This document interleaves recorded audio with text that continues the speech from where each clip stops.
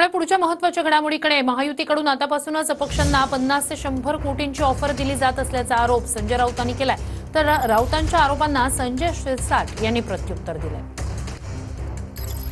पक्ष आमच्या बरोबर आतापासूनच त्यांनी आम्हाला पाठिंब्याची इच्छा व्यक्त केलेली आहे आणि आतापासूनच एकनाथ शिंदे, देवेंद्र फडणवीस वगैरे जी मंडळी आहेत बरं का, जे उशाला नोटांची बंडलं घेऊन झोपतात, त्यांना झोप लागत नाही त्याशिवाय गादीमध्ये पण पैसे टाकून झोपतात, त्यांनी आतापासूनच या अपक्षांना वगैरे 50-50 कोटी 100-100 कोटीची ऑफर द्यायला सुरुवात केली। याचा अर्थ आम्ही जिंकतो आहोत।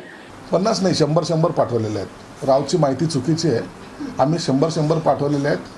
त्यांना ठेवायला जर जागा नसेल तर ते तुमच्याकडे पाठवतील किंवा तुम्ही जाऊन ते घ्या।